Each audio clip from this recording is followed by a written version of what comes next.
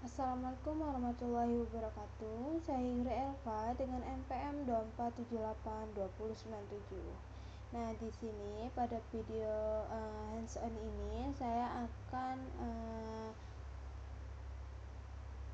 melaksanakan video hands-on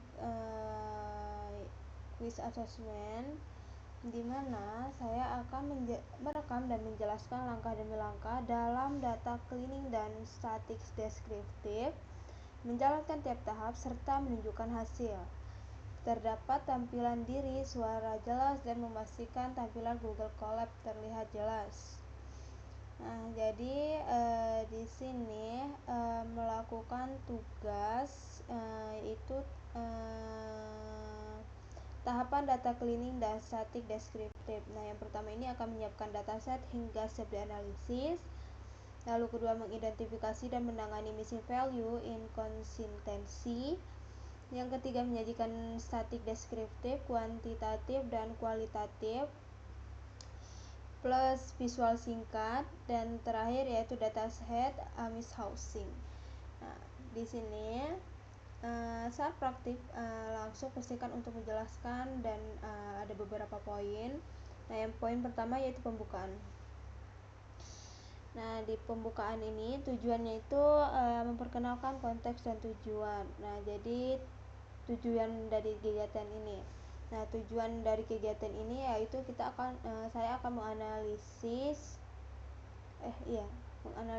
dan menunjukkan proses data cleaning dan static deskriptif itu sebagai bagian dari tahap awal untuk menganalisis data. Nah, di sini nama dataset yang digunakan yaitu Ames Housing.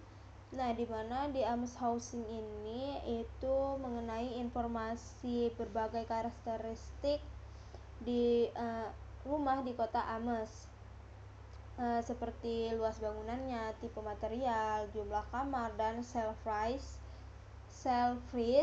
harga jualnya. Nah, ini tujuan analisisnya itu menjelaskan bahwa video akan menunjukkan proses pembersihan data dan menganalisis static deskriptif. Oke, di sini langsung ke tahap 2. Oke, di sini saya tunjukkan dulu untuk Ames Housing-nya. Ini untuk data Ames Housing yaitu CSV, di mana di sini banyak sekali informasi dari Ames Housing ini. Oke, langsung saja di sini ke tahap 2 yaitu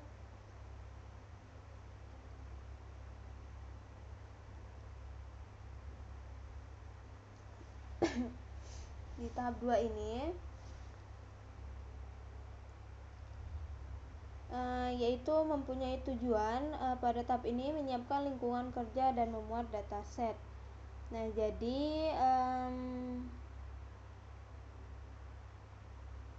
tujuannya menyiapkan lingkungan kerja dan memuat dataset itu agar siap untuk melakukan proses data cleaning dan menganalisis static deskriptif. Oke, jadi software yang digunakan yaitu di sini saya menggunakan Google Colab. Nah, di mana Google Colab ini merupakan sebuah platform berbasis cloud dari Google yang memungkinkan kita dapat menjalankan kode Python langsung di browser tanpa memerlukan aplikasi kedua gitu. Nah, jadi di sini pada Google Colab ini juga mempunyai kelebihan, yaitu memiliki berbagai library data science seperti library Pandas, Nanvi, Matplotlib yang bisa digunakan untuk menganalisis data. Nah, serta juga di Google Colab ini memudahkan pengguna untuk menyimpan ke Google Drive. Oke, selanjutnya Nah, library yang digunakan. Oke, di sini pada tahap pemeriksaan persiapan data ini saya menggunakan 3 library, yaitu Pandas, NumPy, Matplotlib. Nah, di mana Pandas ini artinya itu berfungsi untuk digunakan untuk membaca, menampilkan dan mengolah dataset dalam bentuk data frame. Nah, jadi Pandas ini itu mempermudahkan kita untuk menganalisis data karena mendukung berbagai operasi seperti kolom, pencarian data kosong hingga perhitungan statik. Selanjutnya library NumPy. Nah, ini digunakan untuk mendukung operasi numerik seperti memanipulasi array dan perhitungan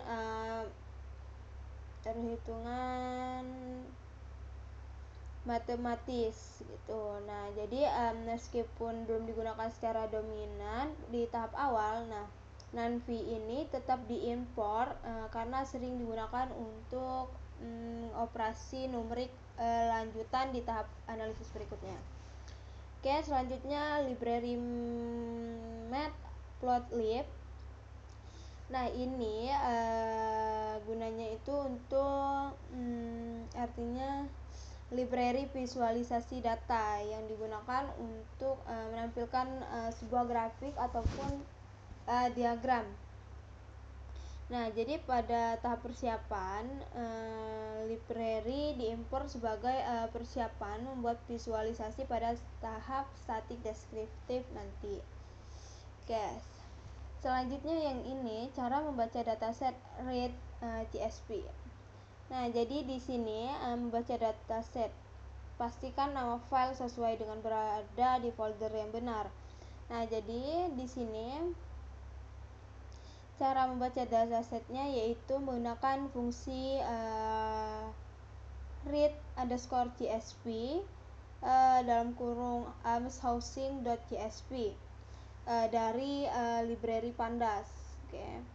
Nah, jadi fungsi dari read_csv ini adalah untuk membaca format file membaca file yang berformat CSV dan mengubahnya menjadi data frame. Nah, di sini juga ada struktur try dan except. Nah, kenapa saya menggunakan kedua struktur ini? Itu agar jika file tidak ditemukan itu program tidak berhenti tiba-tiba, tapi dia memberikan pesan error yang jelas gitu. Oke, di sini kita coba running. Nah, seperti ini.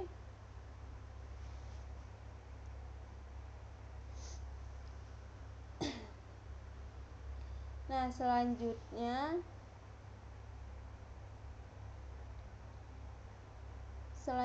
di sini cara membaca dataset menyebutkan ukuran data dan isi kolom. Nah, di sini menyebutkan data dan isi kolom.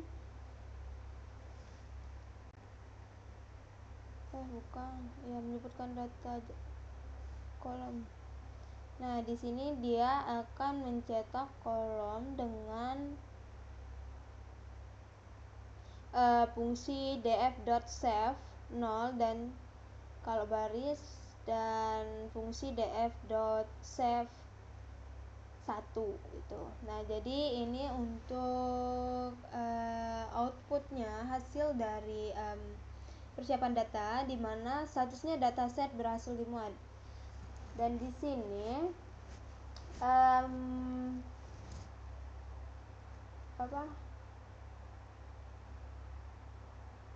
di sini dia sudah membaca datasetnya, di mana di sini beberapa data yang banyak sekali di sini sampai 81.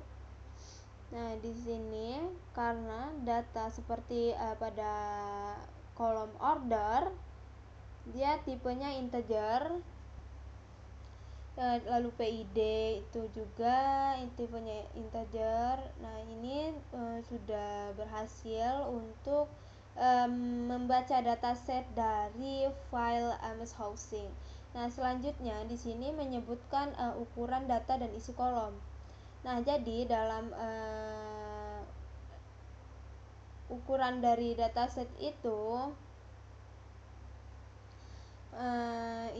berjumlah barisnya berjumlah 2930 dan jumlah kolomnya itu memiliki 82. Oke. Sesuai dengan ini. Dan ini banyak sekali. Oke, untuk poin yang kedua, tahap pempersiapan data ini sudah clear. Selanjutnya yang 3, pemeriksaan awal data. Nah, di pemeriksaan awal data ini dia bertujuan untuk memahami struktur dan tipe datanya. Tipe data pada dataset sebelum dilakukan proses cleaning, pembersihan dan analisis lebih lanjut. Nah, ini hitam gitu sih. Nah, di sini yang dijelaskan yaitu output fitur mana aja yang masuk ke golongan kuantitatif dan kualitatif.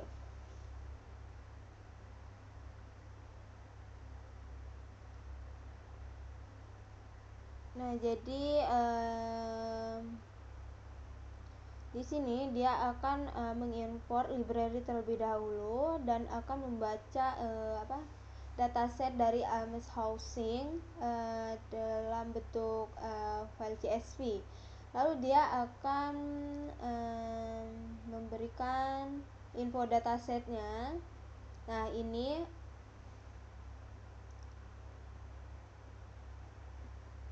lalu ini output fitur mana yang masuk ke golongan kuantitatif dan kualitatif. Nah, ini untuk kodenya mengidentifikasi kolom kualitatif dan kuantitatif. Nah, jadi pada kode bagian ini kita running dulu. Nah, ini bahwa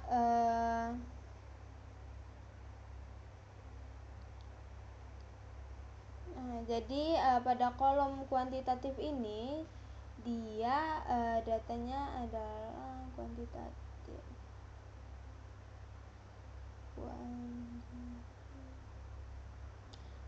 Yaitu berupa angka kuantitatif, di mana di kuantitatif ini ada order, PID, MS, subclass, load float stake, load area, overall qual, overall count, year build, year remote /add, mesh PNR area, BSMT fin SF1, BSMT fin SF2, BSMT UNFSF, total BSMT SF, 1 STR FLRSF. Nah, jadi pada kolom kuantitatif ini yaitu numerik itu merupakan fitur yang berisi angka dan dapat diolah secara statik. Nah, ini untuk kuantitatif. Nah, selanjutnya kualitatif yaitu kategori yang merupakan fitur yang berisi kategori ataupun label. Nah, di sini untuk yang masuk kualitatif ini ada MS zoning, street, alley, lot shape, lot contour, util lens, lot config, lens slope, neckboard, condition 1, condition 2, BLDJ type, house style, roof match. Oke, jadi jawabannya untuk penjelasan fitur mana saja yang masuk ke golongan sudah selesai. Selanjutnya kolom salah atau missing tipe data akan disimpan dalam string. Nah, jadi untuk kodenya ada di bagian Nih, nih cek kemungkinan salah tipe angka tapi disimpan sebagai teks. Nah, jadi di sini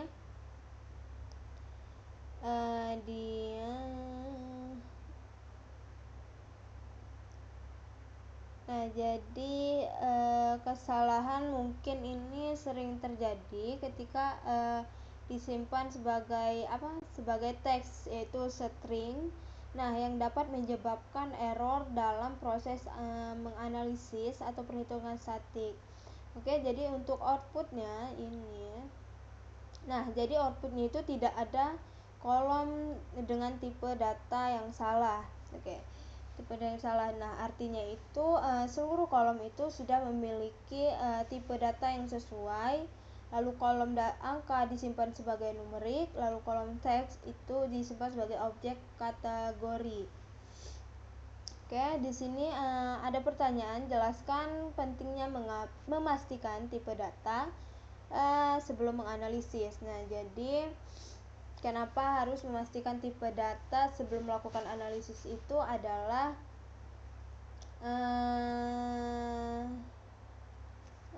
di antara lainnya itu tentunya kita dapat mencegah kesalahan perhitungan statik. Nah, seperti misalnya itu kayak, jika kolom angka disimpan sebagai teks, fungsi seperti mean ataupun sum itu tidak bisa dijalankan. Nah, yang kedua itu menjamin keakuratan visualisasinya. Nah, jadi grafik yang dibuat itu akan salah jika data kategorikal dianggap numerik ataupun sebaliknya. Nah, yang ketiga yaitu kita akan mempersiapkan data untuk model prediktif. Nah, jadi pada algoritma machine learning hanya dapat memproses data dengan tipe data yang tepat. Nah, jadi numerik itu harus diolah di dalam bentuk angka, sedangkan kalau kategori itu perlu di-encode terlebih dahulu. Oke, untuk yang pemeriksaan awal data sudah selesai. Selanjutnya yang poin 4 yaitu cek duplikasi dan inkonsistensi, di mana di sini bertujuan memastikan tidak ada data ganda ataupun kategori tidak konsisten. Nah, jadi di sini kita akan memastikan bahwa dataset itu tidak mengandung data yang ganda ataupun kategori yang tidak konsisten, sehingga hasil analisisnya itu dapat akurat dan valid. Oke, di sini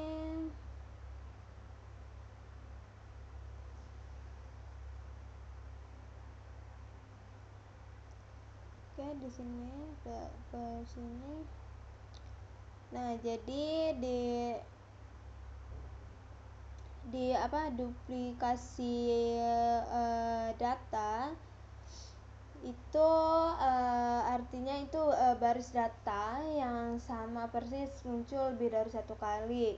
Nah, hal ini dapat menyebabkan hasil perhitungan menjadi bias karena satu observasi dihitung lebih dari sekali gitu. Nah, di inkonsistensi kategori itu adalah adanya perbedaan penulisan ataupun format pada nilai kategori yang sebenarnya sama. Nah, contohnya itu kayak nilai PEP itu menggunakan huruf kapital dan tidak menggunakan huruf kapital. Nah, jadi itu dianggap perbedaan oleh komputer meskipun maknanya itu sama. Jadi oleh karena itu, tahap ini itu bertujuan untuk memverifikasi keunikan data dan meninjau keberagaman nilai kategorinya. Oke, selanjutnya di sini hasil dari dfduplikat.sum ini. Oke, kita jalankan dulu. Nah, ini kita akan mengecek terlebih dahulu duplikasinya. Nah, di duplikat arti dari fungsi df.duplikat ini itu dia akan mengembalikan nilai true jika setiap barisnya itu yang identik dengan baris sebelumnya. Nah, sedangkan fungsi sum itu dia akan menghitung total baris yang bernilai true atau dengan kata lain itu jumlah data yang terduplikasi gitu. Nah, jadi untuk hasil outputnya di sini baris dari duplikat ini tidak ada, jadi 0, kosong.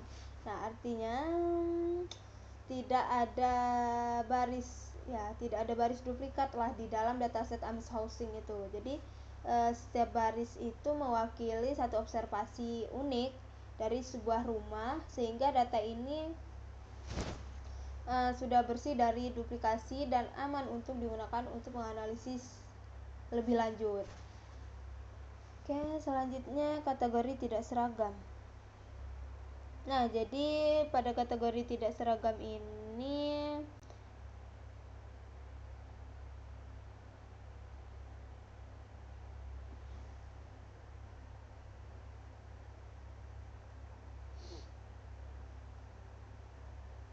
yaitu kita akan mengecek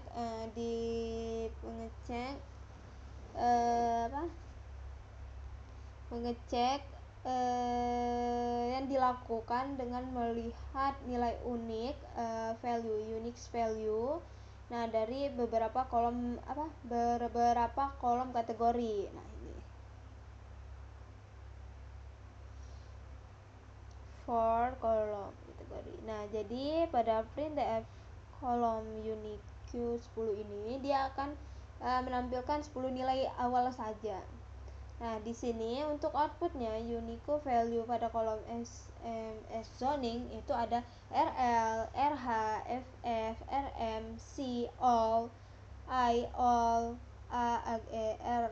Nah, lalu di street itu ada VEP, GR, VL. Nah, pada kolom LA. Nah, itu ada 3 yaitu none, VEP, GR, VL. Nah, lalu di sini untuk kolom load save itu ada IR1, reg, IR2, IR3. Lalu ada line counter, ada LVL, HLS, BNK, low. Nah, jadi pada setiap unique kata ini itu memiliki arti. Jadi pada zoning ini, nah itu seluruh kategorinya itu memiliki format huruf besar dan konsisten. Nah, sedangkan kalau street ini dia menuliskan dengan format yang seragam. Bisa kita lihat dari huruf depannya itu pasti huruf kapital. Nah, selanjutnya di LA, nah ini terdapat kata none, nilai none. Nah, none itu artinya kosong yang menandakan data itu hilang, namun kategori lainnya tetap konsisten. Nah, lalu di kolom load save dan line counter ini menunjukkan bahwa pada penulisan datanya itu rapi dan konsisten. Oke, selanjutnya di sini jelaskan apakah data mengandung duplikasi dan inkonsistensi. Jelaskan apakah data mengandung duplikasi inkonsistensi.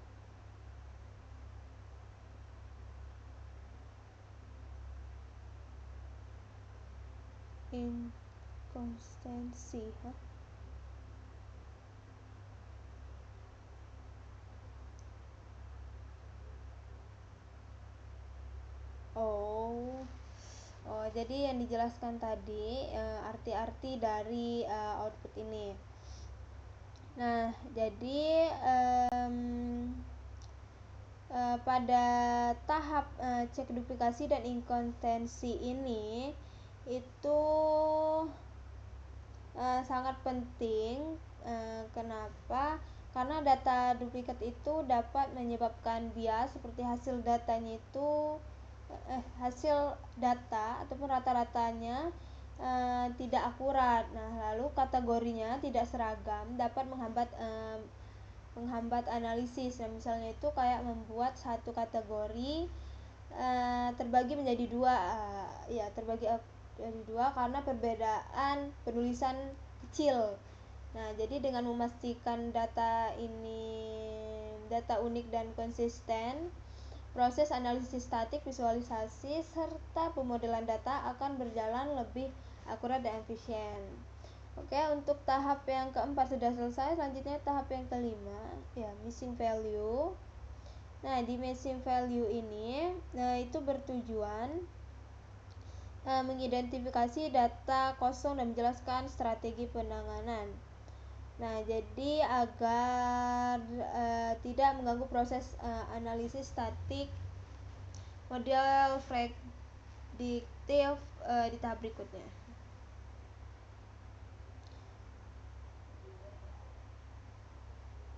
Nah, jadi pada proses data check missing value ini itu seringkali terdapat nilai yang tidak diisi ataupun tidak terekam dengan benar. Nah, nilai yang hilang itu disebut dengan missing value. Nah, itu dapat menyebabkan hasil analisis kita tidak menjadi akurat karena beberapa fungsi statik itu tidak akan berjalan dengan data kosong. Selanjutnya yaitu hasil DF ISNA sum ataupun visualisasi. Nah, jadi yang pertama di sini kita akan memeriksa missing value. Itu kita akan menghitung jumlah data kosong di setiap kolom dengan fungsi DF ISNA sum ini. Itu dia akan menghitung jumlah nilai kosong pada setiap kolom. Nah, lalu di sini sort value itu dia akan mengurutkan kolom dari data yang paling banyak missing value ke paling sedikit. Nah, selanjutnya di sini ada print missing headed, yaitu dia akan menampilkan kolom dengan missing terbanyak, agar dapat mudah dilihat secara visual. Oke, di sini kita jalankan di sini. Nah, selanjutnya kolom dengan missing terbanyak. Nah, jadi dari hasil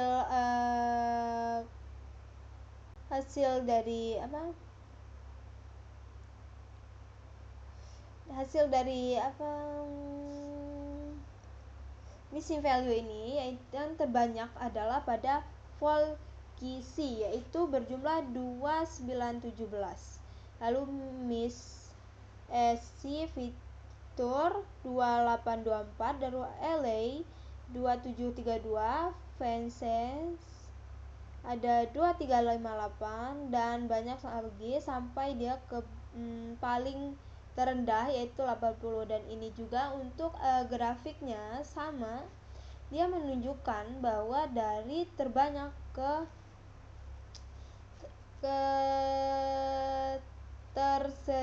terendah gitu. Di sini dapat dilihat ya bahwa Volsiki ini mencapai 2917 gitu. Oke, selanjutnya kolom missing terbanyak. Lalu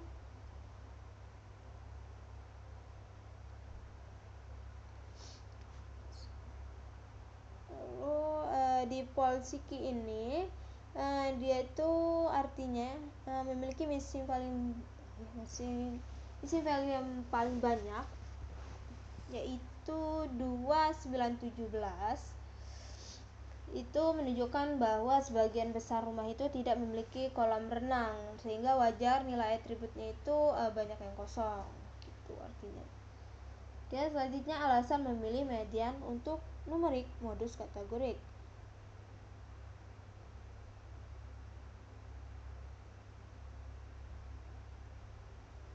Nah, jadi alasannya itu karena median itu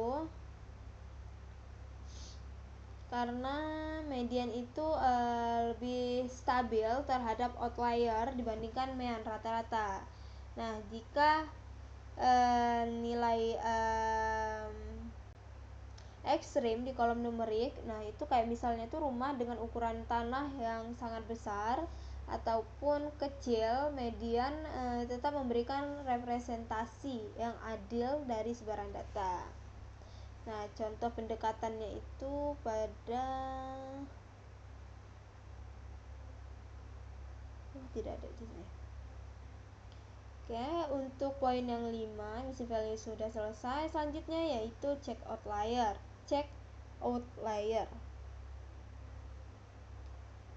Nah, di mana di check outlier ini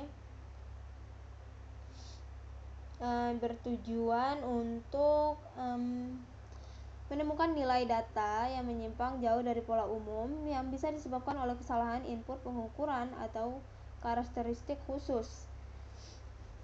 Nah, jadi dengan mendeteksi dan menangani outlier ini, kita dapat memastikan bahwa hasil analisis statik dan model prediksi menjadi lebih akurat dan representatif terhadap kondisi yang sebenarnya.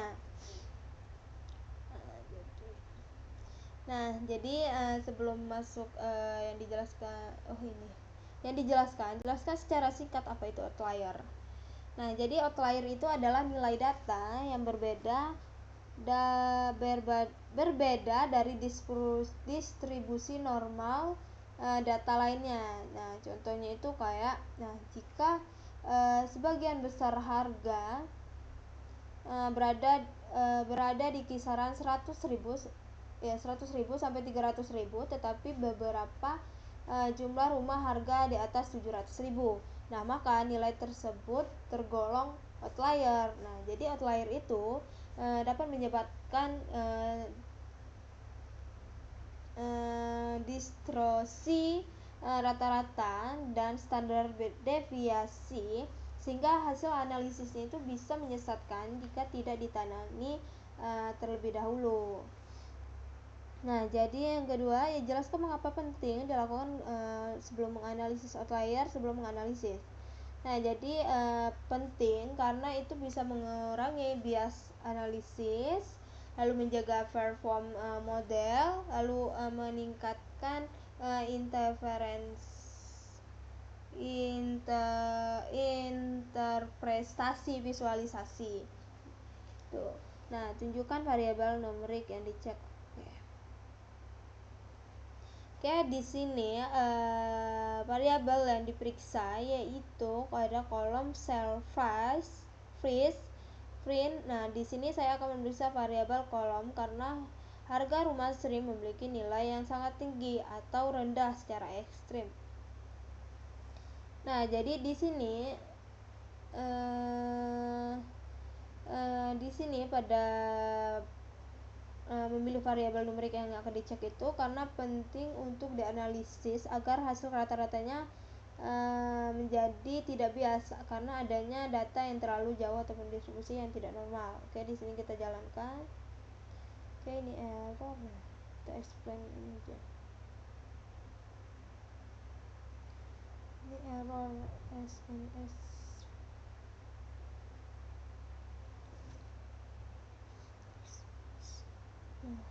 Oh, dia perlu mengimport library.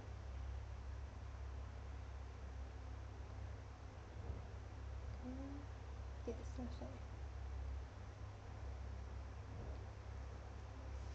Selanjutnya, jelaskan alasan memilih variabel tersebut.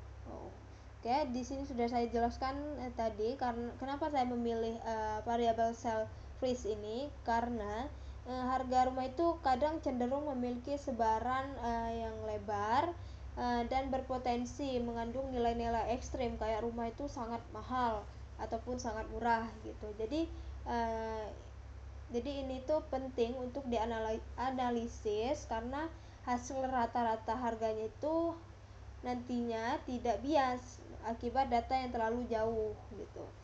Selanjutnya gunakan visualisasi, box plot ataupun histogram. Silahkan pilih salah satu untuk deteksi. Nah, di sini saya memilih box plot untuk sebelum pembersihan. Sebelum pembersihan. Nah, di sini pada grafik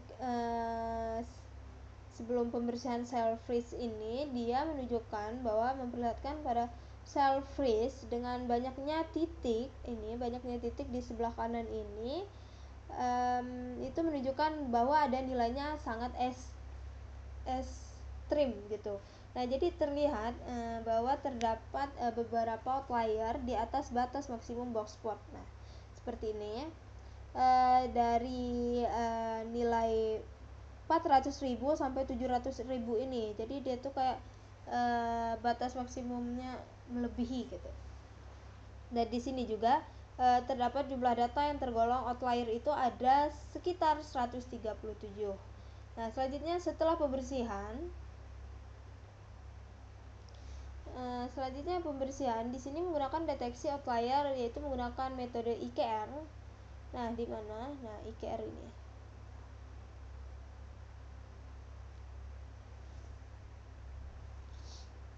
Nah, di mana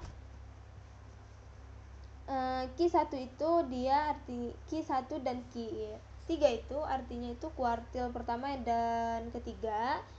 Lalu IKR itu selisih antara kuartil ketiga dan pertama pada Q3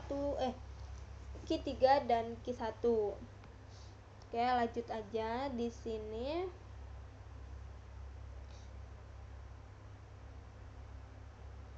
Selanjutnya menampilkan hasil visualisasi histogram, sebutkan berapa banyak data yang tergolong outlier. Nah, di sini bahwa banyak setelah melakukan pembersihan pada cell freeze ini,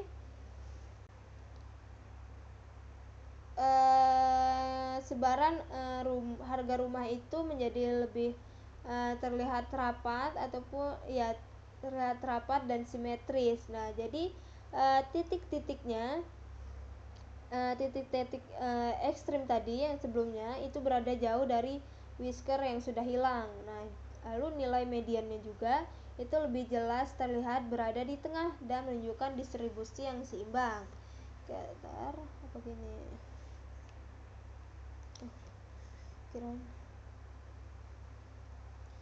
Seimbang gitu. Nah, jadi poin selanjutnya yaitu bandingkan box plot sebelum dan sesudah pembersihan. Jelaskan efek, contohnya seperti setelah penganan distribusi biaya menurut seimbang, tidak terlalu dipengaruhi nilai ekstrim. Nah, jadi perbandingan sebelum dan sesudahnya ini pada jumlah data outliernya itu kan sebelum itu ada 137. Nah, sedangkan kalau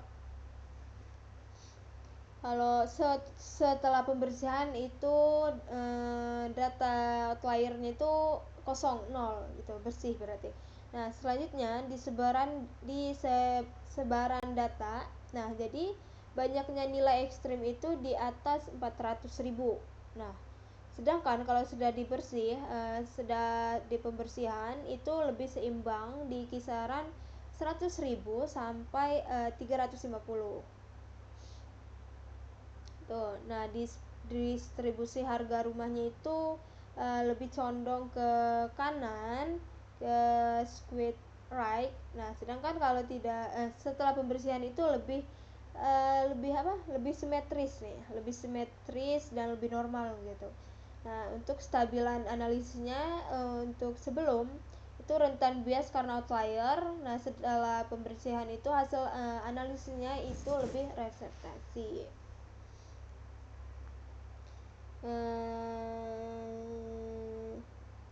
Selanjutnya untuk poin yang ketujuh, statik, deskriptif, kuantitatif. Nah, jadi tujuannya itu kita akan menggambarkan data numerik secara ringkas dan struktur melalui perhitungan ukuran statik seperti mean, median, standar deviasi, IKR, dan CV. Dengan statistik deskriptif, kita dapat memahami bagaimana pola sebaran pusat serta keragaman nilai dari setiap variabel numerik dalam dataset housing ini. Nah, ini untuk kodenya. Di sini kita akan memilih kolom numeriknya terlebih dahulu. Nah, kita jalankan dulu.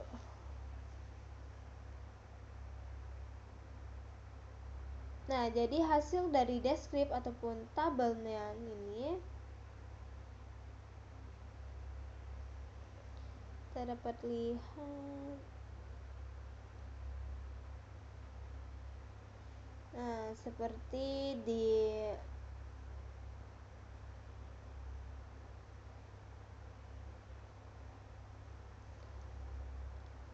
Nah, jadi hasil dari deskrip tabelman CV ini dia akan berisi static deskriptif tabel. Dia akan menghasilkan tabel static deskriptif di mana pada tabel ini terdapat mean, median, STD, DIKR, dan CV. Nah, juga di sini pointing di sini arti nilai rata-rata simpangan baku CV. Nah, jadi pada rata-rata mean ini artinya itu dia menunjukkan bahwa nilai tengah aritmatika dari semua data numerik, misalnya itu kayak mean cell. Misalnya pada order itu sebesar 145.500.000 ini banyak sekali. Nah, itu berarti harga rumahnya itu rata-rata di dataset itu sekitar berapa dolar ya? Kurang tahu saya untuk berapa dolarnya. Nah, selanjutnya di sini simpangan baku yaitu STD. STD itu standar deviasi. Nah, jadi artinya itu dia akan mengukur seberapa jauh sih data itu menyebar dari rata-rata. Nah, jadi nilai STD ini yang tinggi berarti data bervariasi lebar. Nah, bervariasi lebar bahwa nilai rendah berarti data relatif homogen. Nah, di sini juga arti dari CV. Nah, CV itu artinya kepanjangannya itu coefficient of variation. Nah, jadi dia menunjukkan bahwa tingkat keberagaman relatif data terhadap rata-ratanya, seperti CV lebih kurang dari 0,3 itu variasi yang lebih rendah. Nah, lalu kalau 0,3 kurang dari CV dan kurang dari 1 itu variasi sedang, lalu CV lebih dari 1,0 itu variasi yang tinggi gitu. Selanjutnya contoh interferensi. Nah, jadi contohnya itu pada kolom order ini itu memiliki rata-rata sebesar 1465,50 dan CV-nya sebesar 0,58. Nah, artinya itu tingkat variasi itu relatif antar nilai order tergolong cukup tinggi, yang menunjukkan bahwa penyebaran nilai urutan transaksi rumah itu cukup lebar untuk seluruh dataset. Nah, sedangkan kalau pada kolom overall qual ini itu kualitas rumah secara keseluruhan, yaitu dia memiliki CV 0,23. Nah, itu berarti dia bervariasi rendah, bisa disebut dengan kata lain sebagian besar rumah itu memiliki kualitas relatif yang seragam gitu. Oke, selanjutnya yang ke-8 ada static deskriptif kualitatif.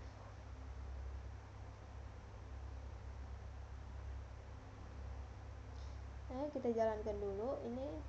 Nah,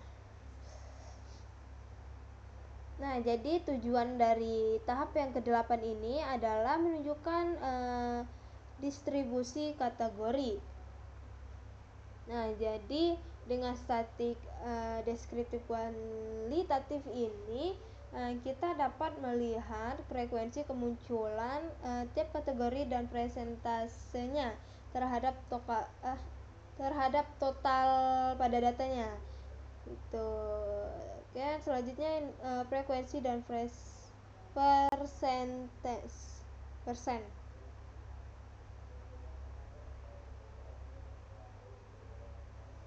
Oke, di sini kita lihat dulu. Nah, ini untuk kodenya. Distribusi frekuensi. Jadi di sini dia akan mengambil 5 contoh kolom kategori saja dan dia akan jadi dia pada kode ini dia akan menghitung bahwa frekuensi relatif atau persentasenya itu dari kategori dari kolom yang bertipe kategori gitu. Oke, ini hasil outputnya. Selanjutnya variabel dominan. Nah, jadi variabel dominan ini ada 5 ya, karena di sini mengambil 5 kolom saja, contoh 5 kolom. Nah, jadi yang pertama ada distribusi MS zoning. Nah, jadi di sini DRL. Nah, itu dia berdominasikan dengan 7,757% dari total rumah. Nah, artinya itu kayak sebagian rumah dari dataset itu berada di zona pemukiman, kayak di kepadatan yang rendah, serta umumnya itu merupakan area rumah tinggal biasa gitu, kayak di lahan yang cukup luas gitu ya gitu. Nah, selanjutnya DRM ini juga dia menunjukkan hanya 15,76% saja dan sisanya itu sangat kecil, kurang dari 5%. Nah, jadi artinya itu data ini menunjukkan bahwa wilayah tempat rumah itu berada itu mayoritasnya adalah kawasan yang tenang, pendudukannya yang jarang, tipikal kayak lingkungan perumahan keluarga gitu. Nah, selanjutnya yang distribusi frekuensi street.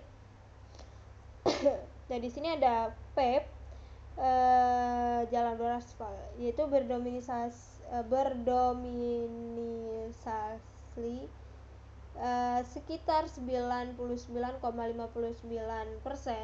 sedangkan kalau GRPL itu hanya 0,41% saja. Nah, jadi artinya itu hampir semua rumah itu memiliki akses jalan, jalan. Nah, dan menunjukkan bahwa kondisi infrastruktur di area AMS Housing itu cukup modern dan layak dihuni. Selanjutnya distribusi pada alley. Di sini ada kategori GRVL sebesar 60,61% dan PEP 39,39%. Nah, itu artinya dia lebih dari separuh rumah yang memiliki akses belakang, yaitu berupa jalan kerikil, yaitu menandakan bahwa akses sekunder rumah tersebut belum sepenuhnya diperkeras seperti jalan utama gitu. Nah, selanjutnya lot shape. Nah, di lot shape ini itu pada bentuk rack itu paling banyak ya. Paling banyak yaitu 63,44% dan diikuti oleh IR1 sebesar 33,41% dan IR2 dan IR3 itu kurang dari 3% yang sangat jarang ditemukan. Nah, jadi artinya itu mayoritas pada rumah itu memiliki bentuk tanah yang beraturan biasanya itu mempermudah pembangunan dan meningkatkan nilai jual nilai jual properti.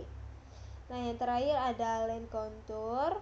Nah, di land contour ini ada LVL, yaitu berdominasi 89,86%. Sedangkan kalau HLS itu hanya HLS BNK low itu kecil, seperti 4,1%, 3,9%, 2,1%. Itu rendah, berarti sebagian kecil. Nah, artinya itu sebagian besar rumah itu dibangun dari tanah yang datar, tetapi resiko banjirnya rendah dan biaya pembangunannya itu lebih efisien.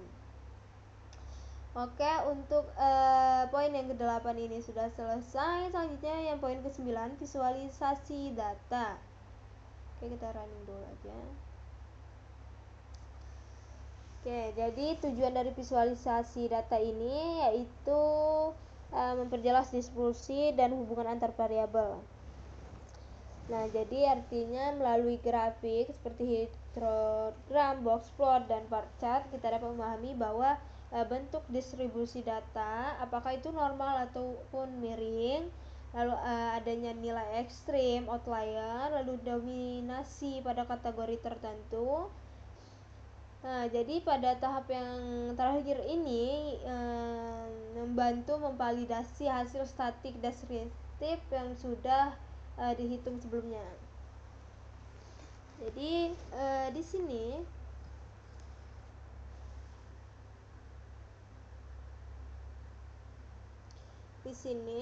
pada histogram yaitu dia akan melihat distribusi numerik. Contohnya cell freeze. Oke, langsung saja pada diagram grafiknya.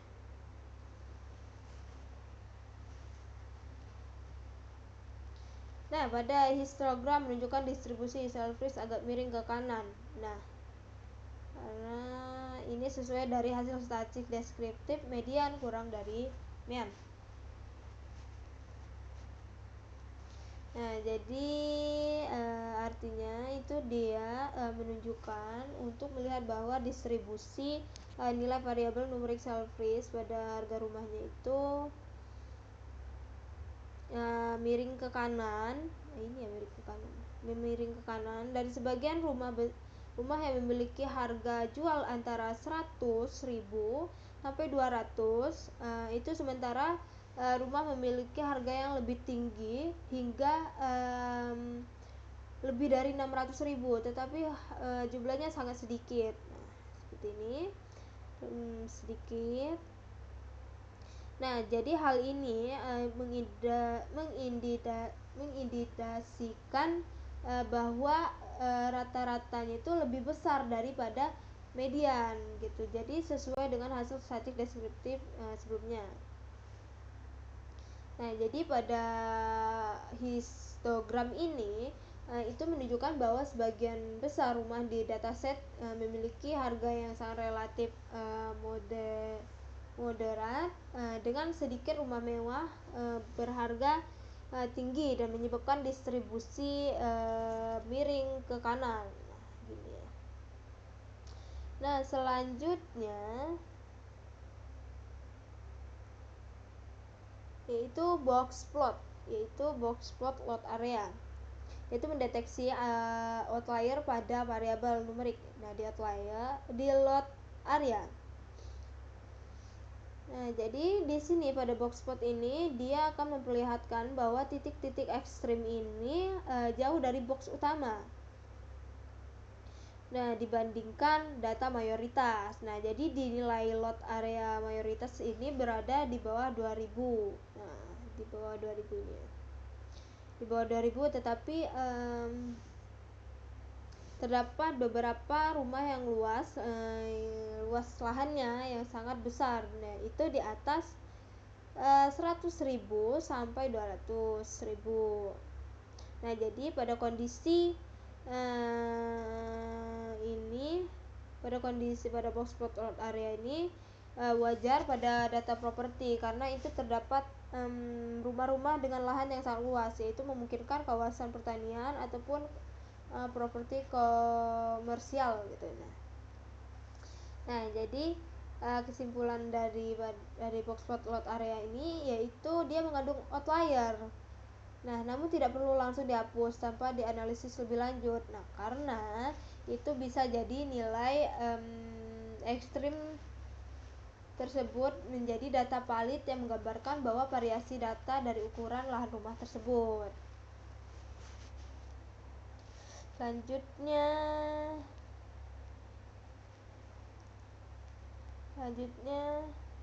bar chart distribusi zoning.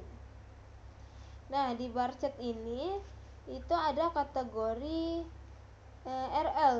Nah, RL ini dia berdominasikan dengan jumlah rumah yang terbanyak atau jadi jumlah rumah yang terbanyak itu lebih dari 2000 ini. Lebih dari 2000. Nah, sedangkan kategorikal RM itu RM, FM dan RH itu dia memiliki frekuensi yang lebih sedikit lebih sedikit, hanya atasnya 500 sampai ke bawah. Nah, sedangkan kalau kategori C all, I all, A R itu hampir tidak muncul sama sekali ya, hampir tidak muncul. Nah, jadi mayoritas rumah dalam dataset itu berada dalam pemukiman berpendudukan rendah. Nah, jadi kenapa hal ini menunjukkan bahwa data Ames Housing itu lebih mempresentasikan kawasan perumahan umum, bukan area komersial ataupun industri gitu. Oke, untuk jenis grafik sudah selesai digunakan dan dijelaskan. Nah, selanjutnya apa yang terlihat dari grafik di sini? Nah, jadi di grafik histogram ini dia menunjukkan square right, yaitu dia miring ke kanan karena itu sesuai dengan kondisi median kurang dari mean. Nah, sedangkan kalau box plot di lot area itu dia mengonfirmasi bahwa adanya outlier pada variabel numerik yang tertentu, ya kan? Nah, selanjutnya yang di bar chart itu ada dominasi. Nah, di sini bahwa menegaskan pada bar chart ini, pada kategori LL ini dia sesuai dengan hasil distribusi kualitatif, yaitu frekuensi dan persentase.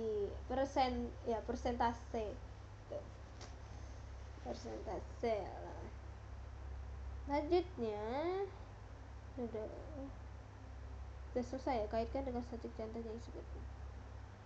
Oke, ini sudah selesai, sudah dijelaskan. Selanjutnya yang terakhir yaitu ringkasan dan penutupan. Nah, jadi tujuan itu menegaskan pemahaman insight akhir. Nah, jadi pada tahapan dari awal sampai 9 ini itu bertujuan untuk menyimpulkan hasil dari proses data cleaning dan static descriptive. Nah, serta itu memastikan bahwa dataset yang kita gunakan yaitu Ames Housing sudah dalam kondisi siap digunakan untuk dianalisis lebih lanjut seperti regresi ataupun pemodelan prediktif. Oke, selanjutnya di sini jelaskan 2 sampai 3 poin temuan utama. Jadi di sini berdasarkan seluruh proses yang tahap-tahap yang dilakukan pada dataset Ames Housing itu yang pertama itu ada data tidak berhasil dibersihkan dari duplikasi dan inkonsistensi. Nah, itu artinya hasil dari pemeriksaan menunjukkan bahwa tidak ada baris duplikat seperti jumlah baris 0. Kita lihat. Nah, jumlah baris duplikat 0. Nah, dan kategori kolom-kolom yang kategorikal yang sudah beragam serta sudah diperiksa dengan metode unique. Nah, ini menandakan bahwa struktur data ini sudah konsisten dan tidak ada lagi pengulangan entry yang dapat mengganggu analisis. Nah, yang kedua yaitu menangani missing value. Nah, di mana menggunakan bahwa nilai kolom kosong terbanyak telah diidentifikasi, yaitu melalui fungsi df.isna dan sum.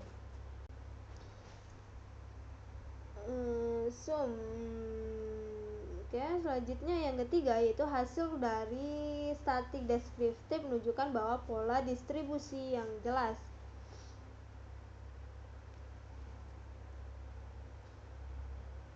Nah, ini oke. Nah, jadi artinya itu untuk variabel numerik pada cell phrase distribusi data miring miring itu artinya skewed right. Artinya itu sebagian rumah itu memiliki harga yang sedang dengan sedikit rumah yang berharga sangat tinggi. Lalu untuk variabel kategorial as zoning yaitu kategorial RL ini yaitu dia berdominasi lebih dari 75%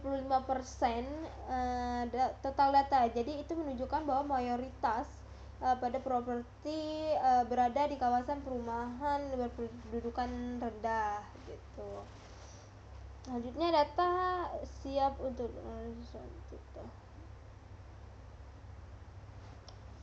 Nah, jadi untuk secara keseluruhan bahwa dataset Amos Housing tadi itu sudah bersih dari data duplikan dan iskontensi, lalu telah ditanami oleh missing value dengan metode yang tepat, lalu telah melalui proses deskriptif yang menggambarkan karakteristik numerik ataupun kategorikal yang baik. Nah, jadi demikian dengan begitu dataset itu sudah digunakan untuk tahap analisis lanjutan. Jadi seperti exploration data analysis EDA ataupun pemodelan data praktil.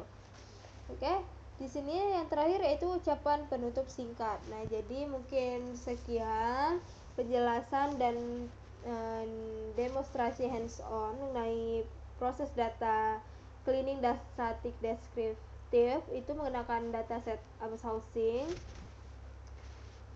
Jadi melalui tahapan ini saya telah mempersiapkan data agar lebih bersih, konsisten, dan siap untuk dianalisis lebih lanjut. Dan terima kasih, mohon maaf bila ada kata yang kurang jelas. Semoga penjelasan saya bermanfaat dan membantu dalam memahami proses analisis data. Saya akhiri. Wassalamualaikum warahmatullahi wabarakatuh.